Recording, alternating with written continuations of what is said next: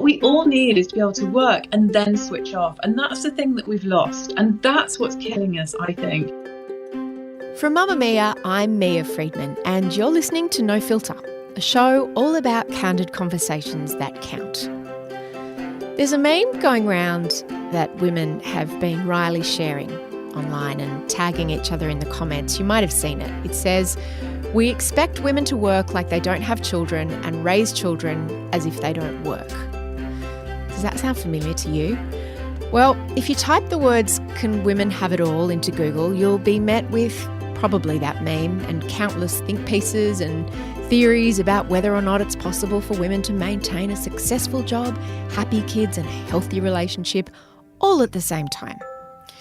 A lot of those articles are filled with quotes from successful women who do appear to have it all worked out, and that can be really misleading. These women preach about organisation and structure. They talk about date nights and some app that they use to keep track of their periods and when their tax is due. But my guest today, Christine Armstrong, has called BS on all of that. In her new book, The Mother of All Jobs, she points out that the having it all work-life balance stories are usually told by wealthy women who can afford a lot of help. But what about everyone else? And also, it turns out that even the wealthy women with all the help are often lying. When Christine became a mother herself a decade ago, it never occurred to her that she'd have to give up her job. At the time, she was working in London in a very corporate industry. And after the birth of her first daughter, she began to realise that working full-time as the mother of a baby, and then soon after a baby and a toddler, seemed to be a lot harder than she'd been led to believe. So she started looking for answers about how other women do it. She interviewed loads of working mothers and she found out, shock horror, that like her, many of them weren't living their best lives either. Christine realised that when it comes to having it all, there was a conspiracy of silence from a lot of senior women, and that it was the system that was broken, not the women in it. 3 daughters and a few jobs later, her book, The Mother of All Jobs, was born. And she joins me now from London to talk about it. Christine, what did you think being a working mother outside the home was going to be like when you first got pregnant? I really was thick about it. I just hadn't given it enough thought. And I just thought I would have the baby. I did think I would take time off. I thought I would take off 6 months because that's kind of what people around me seem to do. And then I would just go back to work full time and life would go on. I mean, I thought it was like maybe, getting married or buying a house or moving or something. It was just like one of those life events. And then things just continued. Which in retrospect, pretty stupid. How did it actually go down? Yeah, it wasn't great. Birth was okay for me. It wasn't a great, obviously, but it was fine. And I enjoyed maternity leave because my husband had actually taken voluntary redundancy. So we were both off. So we had a really nice time. But then when it came to going back, I did feel like I was quite ready to go back. And then while I was away, my old boss, who I got on really well with, had resigned. I had a new American boss and he welcomed me back with, maybe I would like to not run my team. Maybe I would like to work 3 days a week so I could hang out with my baby. And maybe instead of doing the job I was doing, I could just do some PR for him instead. So it wasn't a very good conversation. And then I got quite upset and I called HR. I called some lawyer friends. And basically, it became clear that he and I couldn't work together. And although I could have gone legal on it, like everybody's advice was just don't bother. So I just went and got another job. And how did that work out? It was a disaster. I chose really, really badly. I panicked because my husband had taken this redundancy and was setting up a business. I decided I needed a salary. So I took a job at a market research agency in a big network. And basically it was a huge hours culture. So there were loads of really young graduates, analysts. They were like in their early 20s who used to work what they called they'd work the full UK day, like 9:30 till 6. And then they would have what they called the second day, where they would basically work until 10, 11 o'clock every night. And they would all get taxis home, they'd all eat dinner in the office. And I was there with a 6-month-old baby. I was brand new. I had this team. And I just felt so guilty leaving every day, like jangling with adrenaline. And yet I was still walking out basically halfway through their day. So I felt just so confused that I was so incompetent, that I didn't like the job. I felt like I was letting the team down, but then I was still getting home too late and too wired and too crazy to deal with my baby. And I was a nightmare wife. It was like I didn't live in this house. It was hopeless. Tell me about discovering the walk of shame. Yeah, it was awful. So I think I used to wait till about 6 because that felt like the earliest acceptable time. And in London, commutes are like an hour. So I was still not getting home till 7. And then I would try and leave. And to get out, I had to get past my chief exec's office. And he was one of those guys who liked to do client meetings during the day, client work. And then the evenings were for team meetings. So as he would see me leaving, he'd be like, oh, yeah, we need to catch up now. What a dick move. Yeah, it was just so hard. And then after I'd gone, all these things would happen in the team. Like someone would get upset, or someone would have a fight, someone would be rude to someone, some client in America would kick off. And then I'd come in the morning and I couldn't get anyone's eye, and I'd be like, what happened? Eventually the story had come out of whatever had happened. And then I'd spend the whole of the next day trying to wind it back and sort stuff out. But because I was never there, these things always seem to happen in the dark night, of the soul, where everybody's too tired and too grumpy. So it was just a really stressful job. My husband used to welcome me home with the words, how many people cried today? Ooh. Truly. Yeah. And it was about that time I went out on a Saturday night with a friend of mine, and she told me she was leaving by the fire escape at her office. That was her walk of shame. So she couldn't go down the main lifts and the main lobby because it would annoy her. That's genius. So down the fire escape and leave her jacket on the chair and stuff, just the desperate hope of seeing her kids before they went to bed. It was so tragic. We were just so sad, the pair of us. I've just got this image in my mind of women abseiling down the outside of office buildings, just quietly with their handbags tucked under their arms. All nodding at each other. Yeah, I know what you're doing. Of course, the trouble with these offices is there aren't any other women doing it, because you end up being one of a small number that will tolerate it, and then eventually, you do give up. She's given up. I went and set up my own business. So, well, I want to get to that in a second, but before you did that, many women sort of cope with their first, but the crunch really comes with their second. You decided that the best way to deal with this impossible situation was by having a second. How'd that go? It seemed like a really good idea at the time. I thought, I'll get 6 months out and maybe I'll come back and things will be better. And honestly, it was such a shitty decision. I mean, it wasn't, because obviously our second child is delightful. So it was a great decision. But in terms of work, it was just like pouring petrol on something that was already burning. It was horrific. So I had the second. I loved my maternity leave with the second, because I was just I was so happy to be away from this office that I didn't enjoy. And then I just went back and I had to force myself through the doors. I can remember it now and just be like, false smile plastered on. I wore shocking pink, trying to project some sort of happiness. And it was just so much worse. I mean, I came back the first day, someone was like, my biggest client that I'd always worked on was there in for a meeting. And I was like, I'm looking forward to catching up on what I've missed. They said, there's not enough chairs in the room for you to attend the meeting. I was just pushed out, it was kind of little progress I'd made. It had kind of felt like it was cut back. And it just ground down and down and down. And eventually I had lunch with a friend of mine who's a therapist. She's an amazing woman. And we went to this famous London bookshop, and I just talked to her for 45 minutes, like, da, da, da, da, da, da. And she was like, babe, go back to the office, get your coat and go home. We're done. You are done. And I was like, yeah, but I've got childcare. My husband's business is new. I need this job. We've got a mortgage. She was like, you're going to figure it out. Just go. And I didn't literally go back after lunch. I kind of came home. I said to Chris, Jill says we're done. And he said, you know what? I think she's right. I think we are. And so I quit with no plans at all. Isn't it funny how sometimes you need a friend to point that out to you? It's almost like giving you permission to do what you know you need to do. Yeah, I could never have got there. I don't think I ever would have made that decision by myself. I think, when they say when you're really stressed out and you're really, really tired, which I was. I mean, I had 2 children under 3 at this point, and I was working full-time, long days in a really stressful environment. You know how it shuts down your decision-making and everything becomes polarized. And I just felt like it just had to keep going. And I almost was blinkered, and I was so tired and so stressed out. I couldn't think rationally. I mean, looking back, I go, why didn't I just go and say, look, I'll do 4 days a week. I'll do 3 days a week. I'm going to work from home 2 days a week. I'm going to, leave at 4 every day. Take the money. I don't care. I have no idea why I was unable to make any better decision than everything or nothing. But somehow that's the place that I'd got to. It's interesting that this desire to not work less and not to stop working? Because you're obviously someone who enjoys work. What do you love about work? Like, you know, if people said, oh, well, just quit work, just stay at home.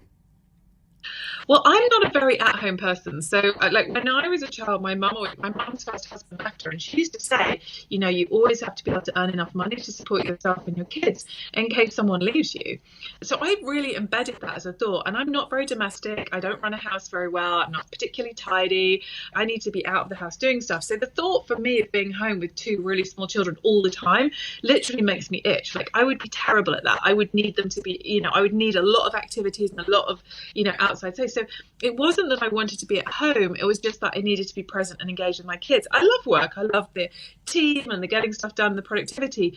But most of the women that I interview who define themselves as kind of career orientated, they've done 10, maybe 15 years of working before they have kids, and they know what they're good at. They found environments where they can thrive, where they, you know, can get the buzz that they need, and then they find it really hard when they first have kids to adjust to getting your buzz and your energy from something more domestic, and that took me a long time.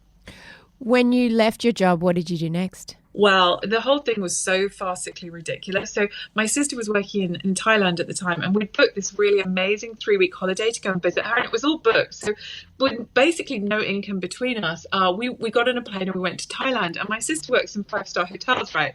So I was staying at her flat, which was fine, but then we were going to the pool every day, and we would like order like ice cream and mango and fruit, and it would be like $50. And then she got us this amazing deal for a sister hotel, and like breakfast was $50 a head. So we were just laughing. We were just like giggling hysterically because we were spending this money. We had no income whatsoever. And it was just like, we had no idea what to do to make it stop. So we just decided, we were just like, okay, let's just do this holiday. We've traveled all this way with 2 children who are jet lagged beyond their brains and barely know which way is up. We're just going to enjoy it. And then, you know, we'll sort stuff out. So we came back, I freelanced for a few months, and then I met somebody that I'd almost worked with before who was setting something up, which was a consultancy of kind of senior people where we basically all work freelance. So I decided to join that.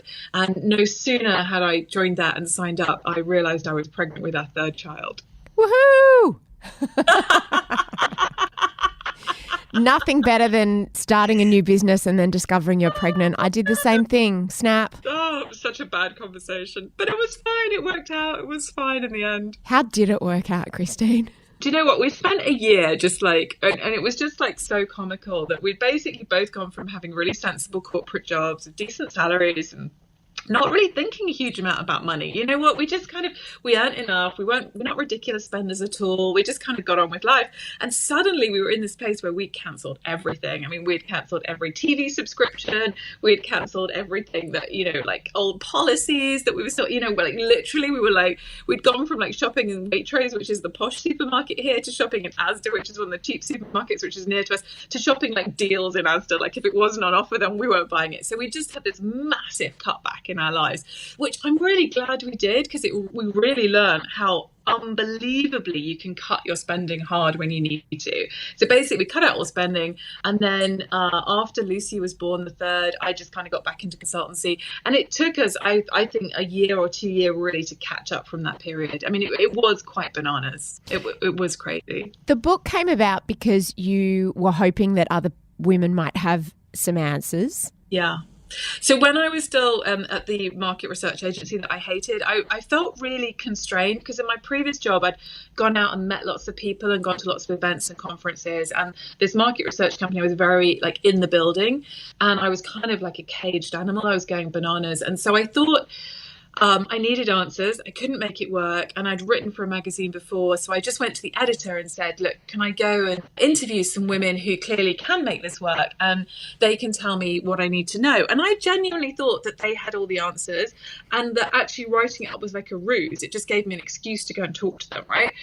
So I go and interview all these beautiful, sophisticated, really successful women, and they would tell me about their lives. And broadly speaking, you know, things would be fine. And then I would say to them, just tell me everything, and then I'll send it to you, the interview. And if there's anything you don't want to say, we'll take it out. And they'll go, okay. And then I just noticed there were themes about what they took out. And I was like, that's okay with that. I understand they can't be rude about their husband or their partner or their employer, whatever. I get that. We'll take it out. No problem.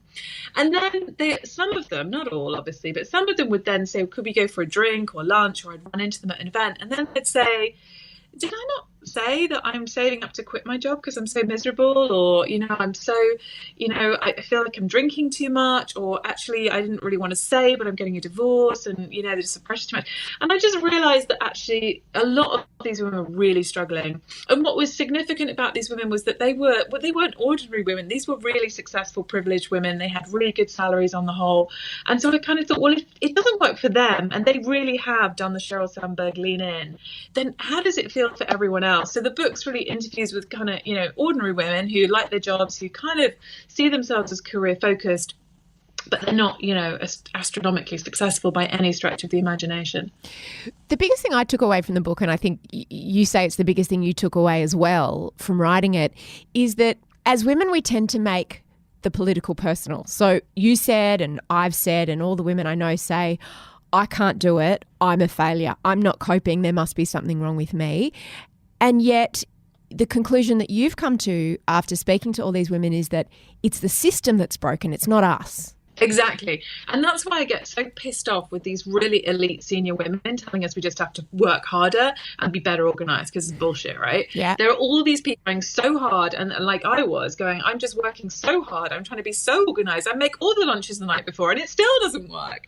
And of course it doesn't work, because in the course of our lifetime, we've gone from a male single breadwinner model, and that guy worked pretty predictable hours, like 9 to 5 or whatever, with somebody based at home to look after the house and the kids and the parents and the shopping and everything else, to an expectation of dual income households, particularly in cities and house prices and all that kind of stuff. But also the day doesn't run 9 till 5. Now we have longer commutes, and a lot of us are online from the moment we wake till the moment we go to sleep. So you've got two parents who are constantly connected to work, who don't have, they're just looking at each other going, why don't we have time with our kids? Why are we so stressed? Why are we so tired? Why have we not got time to hang out and enjoy life? And it's really easy to end up being really pissed off with each other because you're so tired and frustrated, and also to not enjoy your kids and, maybe, dare I say it, not be a great parent either. You talked about speaking to women, particularly in their 50s and 60s, who are still working, who really divide it into two different periods, work life. Can you just explain what those two periods are? What those groups say is that, there was a period of their life when their children were small, and they would work like crazy. They would go into the office and they would work like that, and they'd run out at 5 o'clock or 5:15, with their hair on fire, like still with lots to do. But there were no phones, no laptops, no Blackberries. So then they went home and they were home. And they were focused on home. And one of them was describing, I was driving home, trying to get home for 6 because the nanny and, others of them, that's the nursery. But when you got there, you were there. And then come in the phones and the Blackberries and the laptops. And suddenly they're still running out of the door at 5:36. But when they get home, they've got to do a conference call with Australia or Singapore or the UK. Suddenly they've got to respond to a paper that's going out first thing in the morning. Suddenly they've got to be, responding to some email crisis with a client. And so when they get home, instead of reading with their kids, chatting, cooking tea, they're trying to do those things, but they're also trying to answer their messages as well, and feeling guilty and stressed out because they're not properly engaging with those messages. Technology is a real double-edged sword, isn't it? Because it's particularly when you've got young kids, it's given us as women options to enter the workforce in ways that we haven't, options for starting our own businesses in ways that we wouldn't have if you had to, say, open a physical shop and sit in it every single day. It has given us freedom, but it's also taken that freedom away. I think for me, and I've got this real downer on flexible work at the moment, actually, it's that it's taken away all boundaries. And so I really worry that flexible work, what we seem to mean is flexibility for the employer, for the organization. But actually, what we all need is to be able to work and then switch off. And that's the thing that we've lost. And that's what's killing us, I think. And so many women that I interview are trying to do 3-day week or 4-day weeks and say, well, I get paid 3 days, but actually I'm always on call. I get paid 4 days, but in truth I do 5. I just do it at the weekend, or and I'm just like, this is shit, right? this is just not working. Whatever we're defining as flexibility right now, until we can figure out how to turn it off for a bit, I'm not sure that it's truly flexible. There's a woman in the US who wrote just recently in Wired magazine, a former Facebook employee, that you interviewed for a column. Can you just tell me her story? Because I think it's really quite illustrative. Yeah, so Eliza Kuna, she's great. I think she was a data programmer, in Facebook. She had her third child. She took 4 months maternity and she came back to work and she said, look, I'd really like to work flexibly, maybe from home. And Facebook told her they have a policy where they don't embrace any form of flexible work in the States. Now, they do comply with local laws in different markets, but broadly the policy is to reject flexibility, which just to me seems astonishing. One of the most successful companies in the world, last year they made profits of $42 billion. A technology company that's not willing to experiment and figure out how to get flexible work right. I find that so depressing, particularly when its two most senior people are constantly showcasing their parenting and telling us how to parent and showing pictures of their kids and writing beautiful letters to their kids about how they're going to change the world. I'm like, guys, come on. This is a big global problem that we're facing. Could you figure out a way, put those brilliant brains to it and try and solve it maybe? So Eliza wrote about it on an internal Facebook message board and didn't even know if anyone would notice, and she got 5,500 responses. And she also stood up at a regular weekly Q&A with Sheryl Sandberg and Mark Zuckerberg. What happened then? I think they told her that they wanted to support parents and that 4 months maternity pay in the States is astonishing. It wasn't something they were prepared to do right now because basically they were too busy. I spoke to, not Eliza, I spoke to a number, when I was writing the piece for the Sunday Times about it, I spoke to a number of former Facebook staffers in different markets, and some of them are of the view that because Sheryl Sandberg has set out her stall around leaning in, that actually the company sees it as counter to that initiative. I don't know if that's true or not, but they definitely have a resistance to it. It's interesting because I feel like I read Sheryl's book and I really loved it, and I feel like some people have possibly misinterpreted it, because the way I read it was that she was talking about lean in when you can. Not everyone should lean in all the time, but that she wrote it in reaction to seeing younger women who didn't have families, in some cases didn't even have partners, saying, oh, I can't take this promotion, I can't take this job because maybe one day in the future I want to have kids and I won't be able to work this hard. And she was more saying, brake when you have to brake, when there's something on the road, but put your foot on the accelerator when there's a wide road in front of you. Now, having said that, you mentioned in your column that you wrote about this that someone who is purported to have been to Sheryl Sandberg's house a number of times says that she has 10 full-time staff to manage her life, which, more power to her, go nuts. But your point is that when you have women like that leading the conversation for the rest of us, what does that mean? I just worry that if you, and I don't know that she had 10 staff when she wrote the book. I have no idea how many staff she had when she wrote the book, but isn't it interesting she didn't really tell us? And that's kind of an interesting piece of information when it comes from her experience, is that I just like when I talk to women, the women I'm talking to earn, often around the national average salary. And I don't know the numbers for Australia, but in the UK, there's some data going around. It's really hard to find good data, but that you need kind of a salary of about £40,000 a year in order to pay for 2 kids to be in nursery, so preschool care full time in the week. And the average salary for a woman in the UK is £24,000. So we have this scenario where people say to me, I never thought I would be the kind of person who would be able to afford not to work when my kids were small, but now I realize I'm the kind of person who can't afford to work when my kids are small. So this isn't advice about leaning in or leaning out. This is the sheer practicality of how our system is designed, and it's designed around that one male breadwinner model. And when we look at those childcare costs, what we find is that women say, well, after I work for a month, I only have $100 or $50 left over because all my money goes on childcare. But we don't hear men saying that. And that's because if you interview those families, what you find is psychologically the childcare cost comes out, very, very often comes out of the woman's salary. And so actually it feels like it's kind of like a tax of like 100% sometimes of women's salary in order to work, in order to give their kids to somebody else, which they may feel really comfortable with or they may not. And that's clearly insane. I mean, this isn't the way that the system was supposed to run. But for then every family to internalize that the reason it's not working for them is because they're not trying hard enough or they're not leaning in is really hopeless. You know, we have to acknowledge that that's not going to work for anybody. And then either we want to address that or we don't, but at least know that it doesn't work.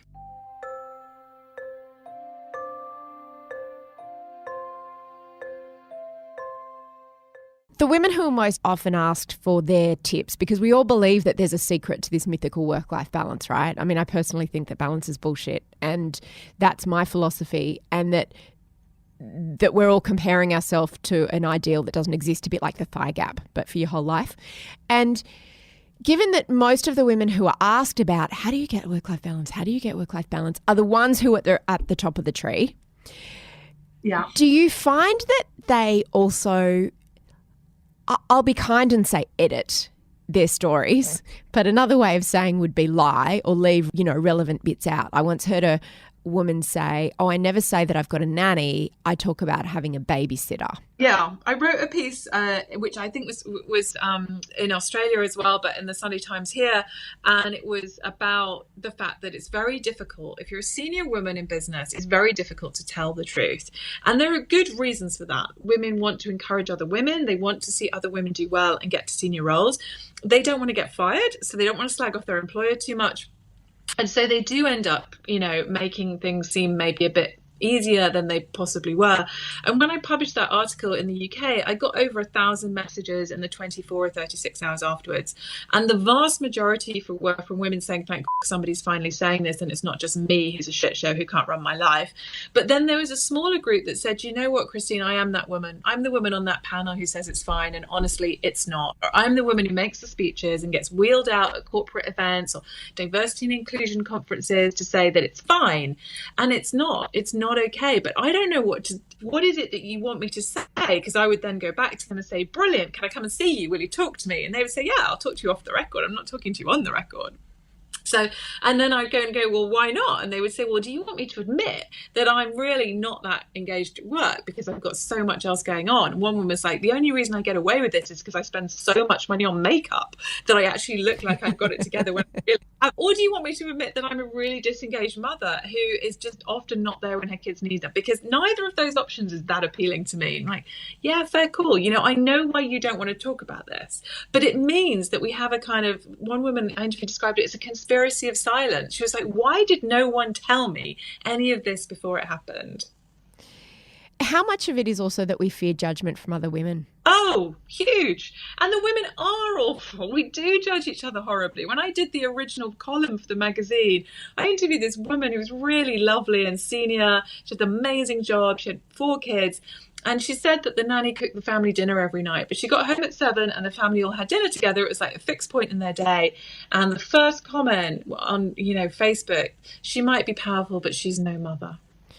Ooh. And it was just like, it was just like, if this is how you're living, then you're letting down your kids. So, the judgment is real, and some of it is judging ourselves, and some of it is social judgment, in-laws and parents of different generations. In the Sunday Times piece, the first swathe of comments are from people going, well, what did these women expect if they had children? Why did they have them if they didn't want to look after them? Which entirely misses the point that, the housing market has quadrupled in value in the last 20 years. People don't have a great deal of choice about, trying to make ends meet, trying to, make life work. And also, women have been told to be successful and have been told that if men leave them, they're not going to get divorce settlements. They have to be able to support themselves. So we kind of created an impossible bind. And what you say also about life is designed for the model of a man working full-time and a woman being at home full-time, or one partner being at home full-time. It comes as a rude shock to you when you have children that the school day finishes at 3. I mean, you know it theoretically, but when you actually have to deal with that, and the fact that there's, I don't know, in Australia there's maybe 15 weeks of holidays a year and 4 weeks annual leave for parents. So you try to do the maths and you just go, wait, why aren't people marching in the street about this? Like, why didn't anyone tell me? seriously, I interviewed somebody recently and she was like, her kids, she's just finished her second maternity leave and the oldest one's going to school. And she's like, Christine, how does every family deal with it? Why did no one tell me that my kids were going to finish school at 3 o'clock? And it's like the first time that she had clocked it and she was so furious. She's like, who do I write to? I write to the Prime Minister, what do I do? And I was just laughing, going like, where have you been, love? You know, but I didn't know either. I just hadn't clocked how impossible this was and how, you know, damaging. And you know, that's part of the conversation we have to open up. I mean, as one really small example, the school, it's a government school that my kids go to. They change the school day and they run from 8:30 to 4 or till 5 o'clock if you have afternoon school club. It is transformative. It is such a big difference because you can do the large part of a day. And what I see families doing when they've got both parents is like the dad will drop in the morning and the mum will pick up, or the other way around. And both of them can work a reasonable day. I'm like, well, this isn't rocket science, guys. I mean, this is, you know, and our kids are perfectly happy doing that length of day, and if that allows people to work, surely that's the kind of thing that we need to be looking at. Where do men fit in all of this? Well, the dads are really interesting, and particularly the next gen, the generation of dads coming through now who are really keen. I think the generation coming now see that the old breadwinner model is dead and it doesn't exist. So they know that they're going to have to be more involved in families, and also largely they really want to be, which is fantastic. But what they're coming up against is the system that's gone before them. So I was talking to this woman last week. She's 30, she's having her first baby, and her partner earns a bit less than her. So they decided it'd be great if he took 4 months paternity leave, which he's allowed to do. So he goes to his like 50-something white male boss and is like, hey, can I take 4 months paternity? And the guy looks at him like he's insane and says, are you getting a lot of pressure from home from your missus or something? Like, is there something going on? And he's like, no, I just really... And he's like, listen, mate, what I did is she has the baby, you take a few days off and you just get yourself back to work. And so as we're trying to change the system, we've kind of got all this cultural stuff, which is, you know, holding dads back. And loads of dads say to me, you know, I want to be more involved, but I get judged so much more harshly if I try and leave at 5, or if I do the maternity or the nativity or the school play. Like, it's just not acceptable. It's much more acceptable. So some of them really resent the fact that women have more choices and that they feel that they get penalised more for those choices. And it's interesting, some of the women in your book talk about when they mention that their partner co-parents or does whatever, people go, oh, isn't he great? Aren't you lucky? Yeah. Well, the thing is that we have much, much lower expectations of dads than we do of mums. And so, and they get much less psychological pressure. So like if I'm at work all day and my kids are out in the street and they look like shit and their hair isn't brushed and they're inappropriately dressed, they've got no coats on, and whoever they're with, whether with my partner, my mom, a babysitter, whatever, and if one of my friends calls me that, I'm like, oh God, I failed. Oh no, what, I've got to take control. I'd be trying to sort it out. If my husband had that, he'd be like, oh, that's funny. Huh, I'm not there. There's nothing I can do about it. Like, it doesn't identity. It doesn't change how he feels about himself in the world. And so, you know, I'd say if I interview a mum and I say, you know, do you ever work late? How do you feel about it? I'll get like 15 minutes of, I try not to, but if it's in these situations, I do, but not if I've been in late in the morning and never 2 nights running and da-da-da-da-da-da. If I interview a dad who'd go, look, I try not to, but when I have to, I do. There's just so much less judgment that it makes it, you know, if they never turn up at the school gate, they don't feel like they're a bad parent. They just feel like they're busy. Whereas if a mum is never at the school gate, she feels like she's kind of disconnected. She may be letting down her kids. She worries about it. The mental load is also something that really comes into this, isn't it? Because it's the mental load that women carry within the household and as parents is something that you can't really see, and that's often subconscious almost in a way, and it's all the things that we take responsibility for. So I was listening to you do an interview with a friend of yours, and she told a story about they had a wedding coming up on the weekend, and she'd like organised what the kid was going to wear, and she'd sorted her outfit out.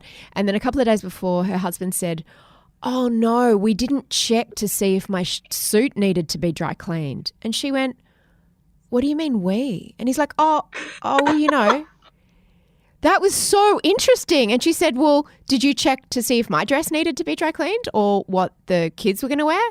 And he's like, oh no, but I just thought maybe you might. And I just, yeah. And this is obviously a man who's a feminist and is an equal distribution of work at home. But just subliminally, the expectation is that she will also be looking out for him and taking care of him in that way. It's so difficult, this one, because I interview women who like in that first set of the really successful women, and they're at their office and they're running these big jobs, and I'm like, how do you run all the household? How does it all happen? These are often women with nannies at home, and they go, oh yeah, if someone's late for the for an appointment, I'm doing a shopping order online, I'm cancelling the dentist appointment next week that we can't make, my son needs to go up a level in swimming, so I'm calling the pool to make sure he's in the next class. And like all of that kind of ticket, I call it the ticker tape, but it's the mental load, is just going through her head at 2 in the morning, at 3 in the morning, at 6 in the morning. She's waking up and she's like, da, da, da, da, da, da, da, da. And I just don't meet many men who think about all of this stuff in the same way. Some of them segment stuff and they go, well, I deal with school stuff because I'm an at-home dad, or I work part-time from home, or, some of them have a particular category that they carry, but none of them, I don't know if it's the way that men's brains are developed, or I don't know whether it's social, or I don't know if it's a combination of both, but it's really unusual to interview a mum who doesn't carry that. You talk in your book also about the blowjob economy, which I loved. Tell me that story. I might take that out. And then so many people went, oh yeah, I've heard that. What's the blowjob economy? Well, it was a quote about a conversation. It was about the losing your financial power, basically, and a woman on maternity leave saying, our cooker's exploded, I really need a new one, but my husband's going to go crazy if I tell him I'm going to spend all this money and I want a nice one. And somebody else sitting around this coffee morning, they've all got babies, goes, do you know what, just put it on the credit card, and when it comes, just give him a blowjob, it'll be fine. And they all roar laughing, obviously. And yet the person who reports this conversation to me is like, oh God, I've just realized I've lost all of my financial power, and I cannot be this person sitting around in a coffee shop discussing giving my husband a blowjob for a fucking cooker. I mean, it's not like, I'm not going to buy a Ferrari or go to Mauritius for 3 weeks. So it was just like, I just got to go back to work. This is it. I'm done. Because, I suppose everybody's looking for an answer, aren't they? Everyone's looking for, if you just download this app and stand on one leg and take this vitamin that Gwyneth Paltrow sells on Goop, then you'll have it all worked out. The subtitle of your book is How to Have Children and a Career and Stay Sane-ish, which really suggests that you've found the answer, Christine. What's the answer? Well, now you're putting me on the spot. So what I can tell you, Mia, is that the happiest women that I interview, the happiest families, I should say, that I interview, are the people who have kind of consciously stepped out of all of the bullshit of very modern professional jobs, who have said, these are the hours I'm prepared to work, this is what works for our family, this is the budget that we can live on, we're not going to have a fancy smart car, we're maybe not going to go on great holidays, we're going to make different choices in our lives in order to be happy and have our family the way we want it. And those people seem to be markedly happier than when I meet two parents who are kind of all guns blazing, trying to get to be, the best that they can be at work and earn the money that they can. So I guess I take from that we need to be worse capitalists than we are. And, I realize that's easy advice, and there'll be people listening who are really hard up going, I actually don't know what I could cut, Christine, so I'm not sure how helpful this is. But I think it's about adjusting our expectations of growing and expanding incomes and going, what actually can we as a family live with, and are there different choices we can make?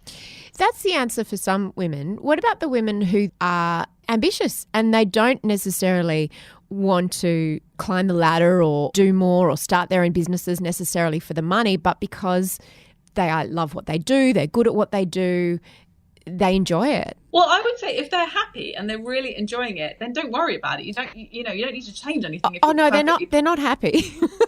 Oh, okay. Sorry. For a moment, I thought it was working. I wanted to no. They're not happy, but they just. Are you saying you have to make sacrifices? You have to choose. Well, I think one thing that's helpful to think about is Linda Grattan wrote about the 100-year life and how none of us are going to get to retire ever. So actually we have a lot of time. And there's a chief exec here of a women's clothes shop who took 13 years out and is now chief executive, pretty much working when a kid's small. And I'm not saying that's going to work for everyone, but I do think seeing your life in phases and going, I might not be gunning for the boardroom in this 5-year period, but wait till they're in school and I'm all over it. Or doing a deal with your partner where you go, babe, this is your 5 years, but come the end of this, this is changing over. I think making a plan that you feel that you can work with and just being realistic. I also think, though, that you do have to be honest about who you are. And if you would be climbing the walls at home, then there's no point in you saying you're going to do a 3-day week if you're miserable for those 2 days when you're at home because actually you'd rather be in the office. I kind of think you have to be honest about your need for external stimulation. It's true that also the idea of what it means to be a good mother has somehow become inextricably linked with time spent at home and time spent with your children. And that's something we've all internalized, I think, isn't it? It's something that's quite hard to get around. It's also quite different the irony is, so like I had an Australian boyfriend for a long time, and like he grew up on a farm outside of Brisbane, but his mother wasn't hanging around with her kids every day. They were running wild on the farm and hanging out with the dogs and running. It wasn't like she was sat on the floor doing educational jigsaw puzzles with them.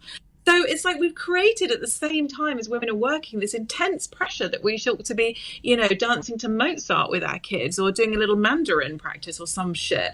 And actually, parenting wasn't often like this in the past. Parents were much more kind of laissez-faire, just let the kids get on with it. So I think I don't know what we've done here. It's a very intense experience, isn't it? It really is. And I think that a lot is said about helicopter parenting, and I understand what that looks like.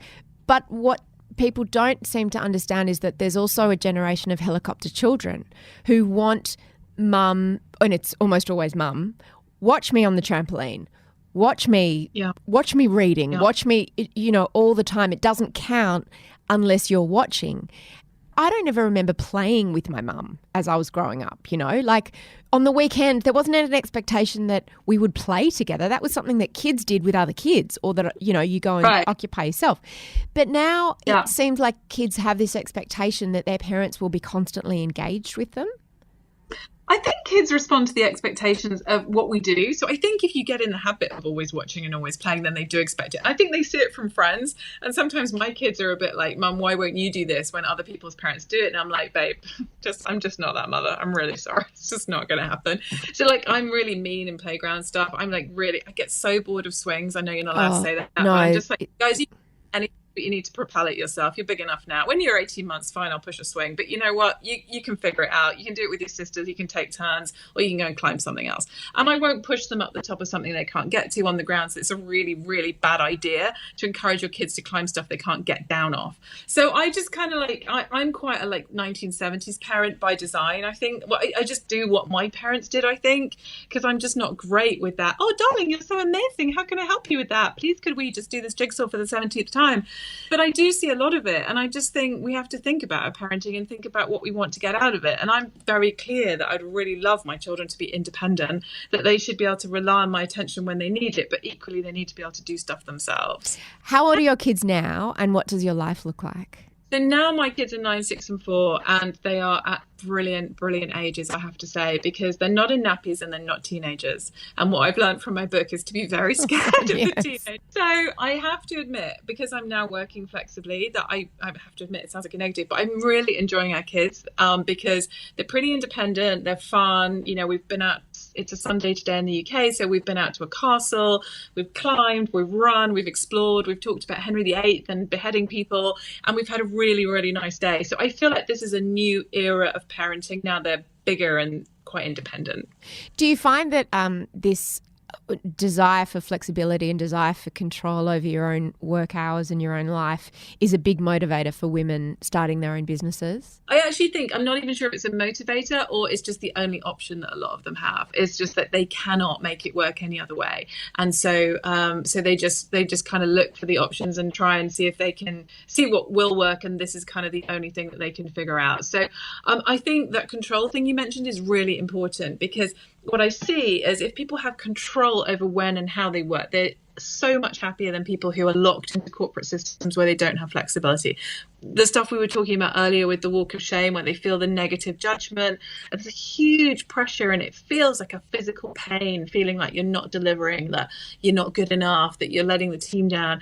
And anything to escape that is worthwhile. And just that sense of being in control. I mean, as you know from your own experience, publicising a book is bloody hard work. It's 9 o'clock on a Sunday night and I'm talking to you, but I'm choosing to do it. So I feel absolutely delighted and I'm happy to talk to you and it's great. But if somebody in a business told me I had to do a conference call at 9 o'clock on a Sunday night, I'd feel pretty depressed about it probably. It just feels different working your own hours, doesn't it? It's not that you work less necessarily, but they're your hours and you get to choose. Yeah, exactly. Christine, thank you so much. Your book is brilliant. The Mother of All Jobs, How to Have Children and a Career and Stay Sane-ish. I love the ish part so much. It didn't have the ish and then I was really overpromising. Thanks for tuning in to No Filter this week. If you want to hear more from Christine, you can find her book at apple.co/mamamia. And while you're there, you might also like to check out my book, Work-Strife Balance, where I float my theory that the idea of work-life balance is, in fact, a crock. If you think this episode will resonate with one of your friends, or a sister, or a workmate, please share it with them. And we love to know what you think of our episodes, so leave us a review at Apple Podcasts or in your podcast app. No Filter is produced by Eliza Ratliff. I'm Mia Friedman, and you can read an extract of Christine's book on mamamia.com.au. There's a link in the show notes. Bye.